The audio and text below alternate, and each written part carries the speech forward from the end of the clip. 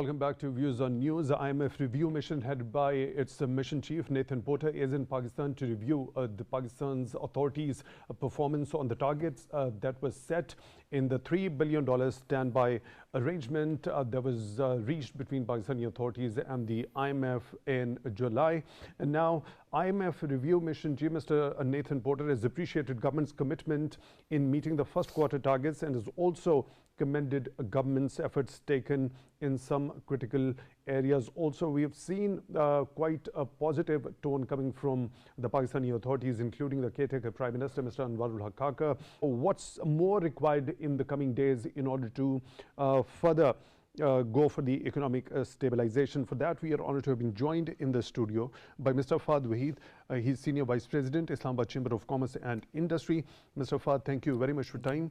For being with us on the show tonight. Really appreciate that. Later on in the show, we'll be joined by another participant. I'll be introducing him later there and then as he joins in. Okay, so Mr. Faad, let's talk about what's your understanding and the analysis when on the very face of it, we'll look at the kind of appreciation and the commending remarks by the IMF review mission chief Mr. Nathan Porter for the kind of measures and the efforts Pakistani authorities have taken in order to not only meet those targets as per the standby agreement, but also for the overall economic stabilization in the country. Well, we really have to look at what happened in the entire standby agreement. So the standby agreement took place in the first tranche came into July. It was $1.2 billion. And we are waiting for the second tranche, which is $710 million. So having said that, IMF's outlook, the first couple of meetings that, we've heard the chatter that everything's going fine. They're looking at the outlook is good. It's amazing at this point. FBR is doing its job right. The $9.4 trillion setup is right. They're on track. Similarly, there's a lot of cut downs in our construction project, the development projects. So that's been slashed. There's a lot of curb on the imports. And we haven't really actually managed to, enhance our exports at this point. But, keeping in view the 1.25% ballpark figure within the market rate and the state bank rate, so that's stable at this point. But we do see a surge in the dollar for the past 7-8 days, and I still think it's still going to rise at this point. Having said that, because we're going to start again the same part where Pakistan goes to IMF. Mr. Faad, you just mentioned that dollar once again getting its value against Pakistani rupee. Yes. But earlier we saw there was a continuous appreciation of Pakistani rupee's value against the dollar for quite a substantial time. What major reasons do you associate with that particular increase in appreciation of rupee's value at that particular time? See, that's the dilemma we live in Pakistan with. That's a problem with us, that we start implementation of something and we take it to a measure where everyone's scared of it and everybody gets to the hang of it, that the stick is being handed by the right authorities. But then again, what happens after a month and a half or 2 months or 3 months? We've seen this program running for 3 months. Everything was stable. The smuggling went down. All the hoarding went down. There were lots of chaos in people. There was lots of uncertainty of what's going to happen and how am I going to invest all these dollars tomorrow? But what happened? The kind of administrative measures or the interventions which were taken, they actually yielded the result. Yes, they got the results, but those administrative measures have to be implemented throughout throughout the year. So this thing you have mentioned, okay, so for now we see there's a little bit of depreciation in rupee's value against the dollar, okay. So we hope that it goes back and regains its value against the dollar. But there's been a continuous bullish trend when we talk about Pakistan Stock Exchange, the psychological barrier also been broken after 6.5 years almost now. So the major reasons for that. See, that confidence among the business community, perhaps? Yeah. See, when our rupee appreciates against the dollar, all the local investors, all the local, the environment is more, conducive for the business to run. So everybody, gears up and, now they can spend more, they can import more, they can do more business with the same kind of money they were not doing before. And if you keep in mind during this entire process, the interest rate was stable at 22%.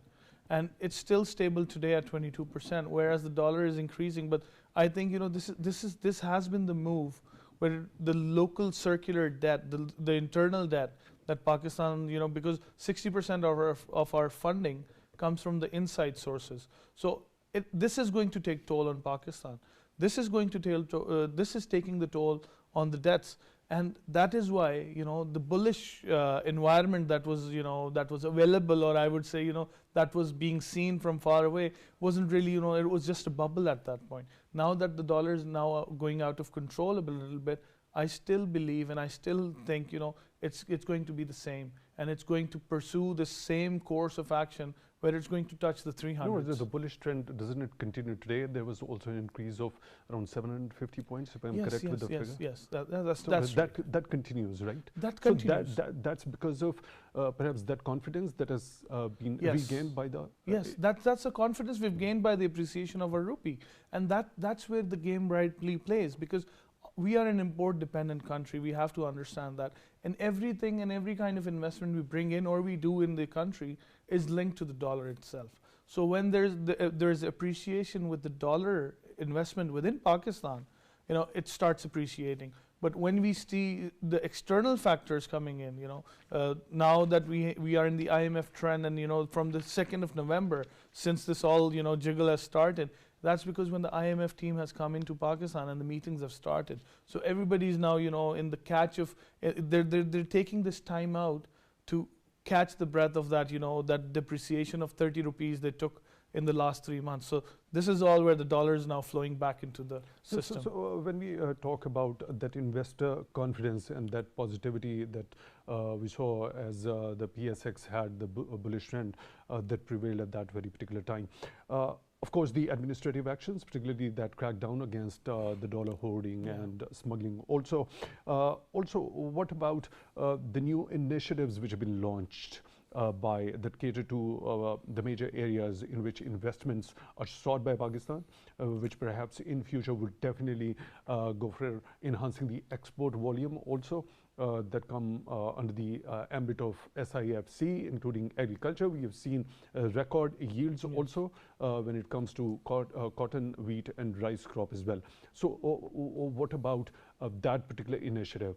How did it also contribute to that very positivity into the market? See, what Pakistan was lacking in this, entire part was, the security of the investors, the security of the foreign direct investors. So that was, given, and that was made available through the SIFC model, and that council actually worked through this. And now that, when we talk about bringing foreign direct investment to Pakistan, SIFC plays a major role at this point. The confidence of the investor is really amazing at this point. And that being said, Pakistan is self-sufficient in most of the food we procure. So now the other part, we weren't really, I would say, we weren't really paying attention to the agriculture of Pakistan to increase the yield, to look at the exports of this, to look at the possibilities of, doing it to non-conventional markets. But through the SIFC model, what we have seen is, a lot of confidence of foreign investor into Pakistan to come into the agriculture part and export that product. Specifically talking about agriculture. So Faad, now before jumping back to that very same question, the prospects of agriculture sector, the kind of dividends that we can actually reap from it, and especially when it comes to be one of the priority areas as far as the Special Investment Facilitation Council is concerned. Let's specifically talk about the performance by FBR in terms of collecting taxes beyond a set target already.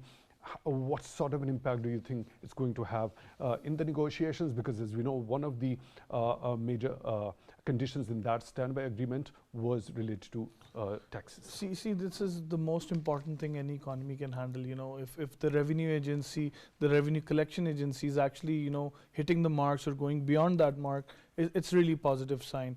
And to really, ponder over that and more to, think over that, I would say it's going to raise concerns, but not at this point. But it's going to be on the longer run when we want to hit the $9.4 trillion, 9.4 rupee mark. I think that is going to be a concern. But at this point, it's really good to see our FBR performing, the way it should. And I hope if they continue on this space, somewhere, they might be able to hit the mark just before, it's supposed to happen. So that is something commendable, and we should really appreciate the agency But that at this shows point. that the system has got that very capacity of actually getting Exactly, more revenue out of exactly. taxes. You know, the caretaker setup at this point, because there's a lot of, you know, non-political decisions here. So that is something, you know, the unpopular decisions are the most interesting ones, and those are the ones that reap all the benefits for the country. It is a hard time, as the doctor mentioned. You know, this was really hard for Pakistan, for the poor, for the middle-aged, for everyone. It was a really hard time, you know.